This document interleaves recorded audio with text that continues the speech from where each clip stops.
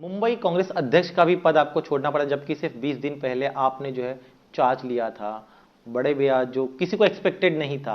आप उस दौर में किस तरह से गुजरे, किस तरह से आपने देखिए, इस्तीफा पाँच दे। साल पहले, ये 5 साल पहले की बात है। 5 साल पहले, एग्जैक्टली 5 ईयर्स को मुझे मुंबई कांग्रेस का अध्यक्ष पद, मुझे कहा गया था कि 20 दिन पहले कि आप मुंबई कांग्रेस के अध्यक्ष बन जाइए, क्योंकि पार्टी में बहुत सारे प्रॉब्लम्स थे। मैंने एक्सेप्ट किया, पार्टी के हित में मैंने एक्सेप्ट किया। मैं स्वयं चुनाव लड़ रहा था उस समय, और चुनाव के तुरंत बाद मुझे कहा गया कि आपको रेजिग्नेशन देना चाहिए, जबकि मेरा कोई रोल नहीं था पार्टी में। कैंडिडेट सिलेक्शन में रोल नहीं था, कैंपेन स्ट्रैटेजी में रोल नहीं था। 5 सालों के लिए मुझे कोई रिस्पॉन्सिबिलिटी नहीं दी। ठीक है, मैं पार्टी का काम कर रहा था, जो भी कभी कभी मुझे रिस्पॉन्सिबिलिटी दी जाती थी मैं करता था। बट मुझे लगा कि मेरे जैसे लोगों को, जो हम पार्टी के लॉयल थे, हम पार्टी के लिए संघर्ष करना चाहते थे, पार्टी के सबसे कठिन दशक में हम पार्टी के साथ खड़े थे, पार्टी को, हम जैसे लोगों को सही ढंग से यूज़ करना चाहिए था। सही ढंग से असुरक्षित न होते हुए हम जैसे लोगों को बढ़ावा देना चाहिए था। यही मेरी इच्छा थी। बिल्कुल, आप न सिर्फ आप बल्कि आपके कई साथी जो है वो भी छोड़ कर गए। क्या वजह रही? क्या कभी किसी को रोकने की कोशिश नहीं की जाती, या इंटरनली काफी समस्या कि आप लोग हैं नहीं आगे की चल के? जाती, नहीं की जाती है ऐसा है। पार्टी में नहीं किया। पार्टी में एक ऐसे थोड़ा एक कल्चर है, जो मुझे, मेरा मानना है कि गलत कल्चर है, कि यदि किसी को जाना है, कोई असंतोष है, उनको पार्टी से की विचारधारा से वे नाराज़ है, वे निराश है, तो आप जा सकते हैं।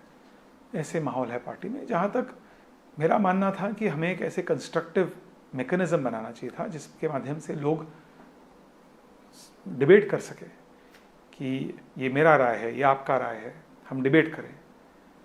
वो मैकेनिज्म पार्टी ने अभी तक स्थापित नहीं किया। यानी डिक्टेटरशिप का जो आरोप दूसरी तरफ लगता है वो खुद कांग्रेस पार्टी में आप ये देखिए, डिक्टेटरशिप एक बहुत ही स्ट्रांग वर्ड है। मैं डिक्टेटरशिप ऐसे शब्दों का लोगों को प्रयोग नहीं करना चाहिए। डिक्टेटरशिप होता था तो डिक्टेटरशिप्स में आप डिक्टेटर को डिक्टेटर नहीं बुला सकते हैं। यदि आप डिक्टेटर शब्द का यूज कर सकते हैं, उसका साफ मतलब है कि वो देश डिक्टेटरशिप नहीं है। बिल्कुल। सो ये सब इन चीज़ों में नहीं, बट हाँ, पार्टी को अधिक लोकतांत्रिक बनना चाहिए था। मैं मानता हूँ, आज भी मैं कांग्रेस पार्टी में नहीं हूँ, लेकिन आज भी मैं कांग्रेस में मेरे दोस्तों से निवेदन करूँगा आपके माध्यम से कि पार्टी को यदि वे लोकतांत्रिक बनाएंगे तो मुझे पूरा यकीन है कि भारत को एक कंस्ट्रक्टिव ऑपोजिशन मिलेगा। बहुत बहुत आप एक दो कुछ सवाल और सिर्फ आपका, आपके लिए वो कब वो पल आया जब आपको लगा कि अब इसके आगे मैं रह नहीं सकता हूँ? आप बता रहे कि लगातार आपका दम घुट रहा था, लेकिन कब वो पल आया जब मिलिंद देवरा ने तय किया कि अब पार्टी छोड़नी है? देखिए, बहुत सारे मुद्दे थे, लेकिन अंत में जब यूबीटी, शिवसेना, उद्धव बाला साहब ठाकरे के एक प्रमुख नेता, उन्होंने कहा कि पार्टी, कांग्रेस, जब सीट शेयरिंग की बात हो रही थी, उन्होंने कहा कि कांग्रेस पार्टी को 0 सीटों से, 0 से शुरू करना चाहिए। कांग्रेस पार्टी के मुंबई में, महाराष्ट्र में, केंद्र में किसी भी नेता ने उनके इस स्टेटमेंट को कंडेम नहीं किया।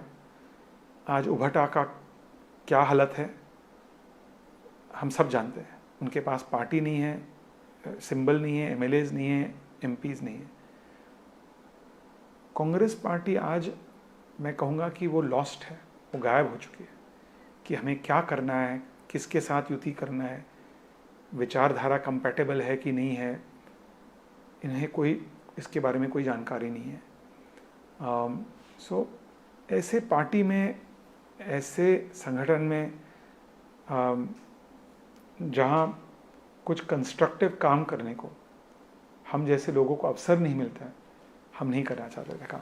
इसके अलावा एक आरोप जो लगा है, क्योंकि आपने इस्तीफा दिया, तो जो आपसे नाराज रहते हैं, विपक्ष जो आपके खिलाफ है, उनका कहना है कि मिलिंद देवरा को सब कुछ दिया गया, 27 साल की उम्र में मंत्री बनाया गया, कोषाध्यक्ष तक बनाया गया, फिर भी आप मुश्किल वक्त में, जब राहुल गांधी का साथ देना चाहिए, लड़ाई बड़ी है, तब आप छोड़कर जा रहे हैं। आप कांग्रेस स्वार्थी नहीं पार्टी थे। ने मुझे बहुत कुछ दिया, मैं इस बात को स्वीकारना चाहता हूँ, लेकिन मेरे परिवार ने भी कांग्रेस पार्टी को बहुत कुछ दिया।